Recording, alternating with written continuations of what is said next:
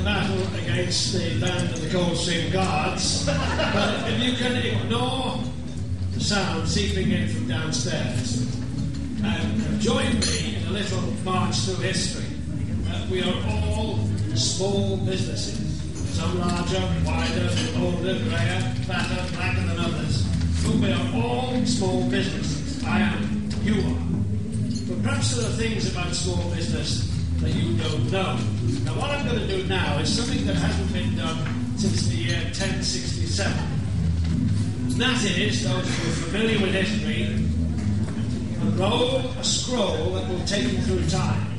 I will start over there and hopefully end over there so that it will eventually come near you. So please, come with me. And can I have Dave Morgan to give me a lift with this? We need staunch men.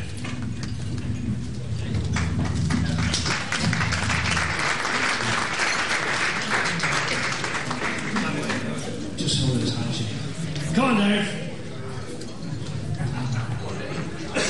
We start over here. It'll eventually get near you. Have no fear.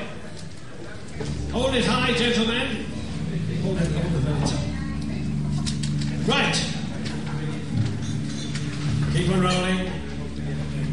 So, in the beginning, when planet Earth had cooled over 100 million years to something much like it is today, the first life forms appeared, and they were called protozoa.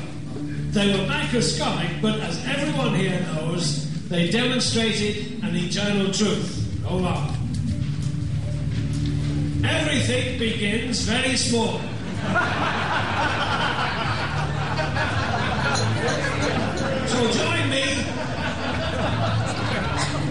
So join me in a stroll through time from the beginning right up to today as we examine in detail a story being told for the very first time.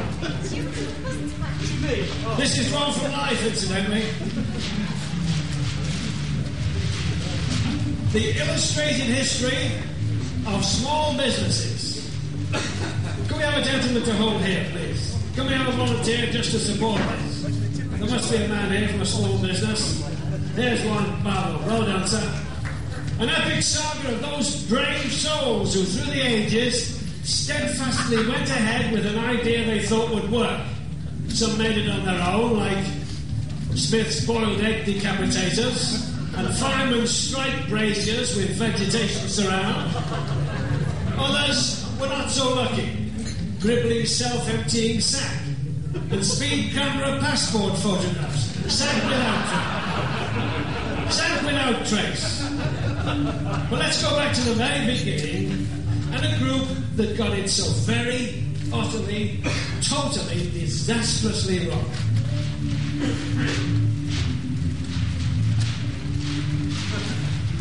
The dinosaurs started big, but overreached themselves through constipation. And the big problem was they could only park in the Jurassic. The extent was they were extinct, no longer VAT registered. Now, in the vacant space stepped mankind. Who would think that in a few short thousands of years, one of these ugly, grunting, shambling creatures could possibly evolve into someone who could open a small business? Doreen's hair salon. But already, we're moving into an area of dispute, for there are two views on the ascent of man. The biblical Adam and Eve, and Darwin's theory of evolution. See Doreen. Let us examine the Garden of Eden. Firstly, it had to be stated, it had everything. Garden of Eden, the Eden Garden Centre, I mean, had a water feature.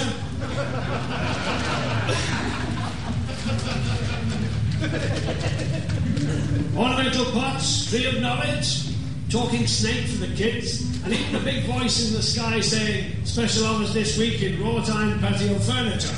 Absolutely perfect. Adam and Eve had overlooked the fourth part of the golden rule for small business success. They were fine on location, competitive pricing structure and quality merchandise, but they forgot number 4, as they were the only people on earth who were no customers. You can guess what happened next. The first small business went down the pan and Tesco appeared. But it wasn't all bad news. Walls of Jericho, the ice cream people.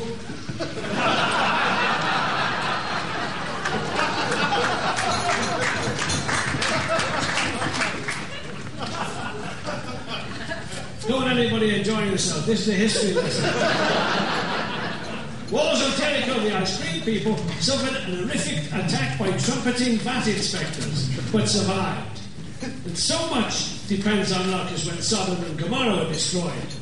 Thankfully for Saul and Rachel Greengrass, who ran a small spice store selling borage, basil, parsley, oregano, horseradish, mint, thyme, salt and pepper, only one person was turned to salt. They could have gone out of business. But best of all was David foiling the Philistine plan to open Goliath supermarkets all over Israel. He dropped the brute with a cut-price tin of his own mushy peas. Now, meanwhile, in Egypt, Ramesses the Nothing, not to be confused with Ramesses the Great, a part-time fireman, decorator and builder, tried out 2 small business ventures with varying success. The first was a daringly innovative opening of 4 open all-hours shops on the corner of each pyramid. Sadly, this enterprise failed due to the 4,000-year wait for hygiene inspectors to crawl. Unabashed, Ramesses turned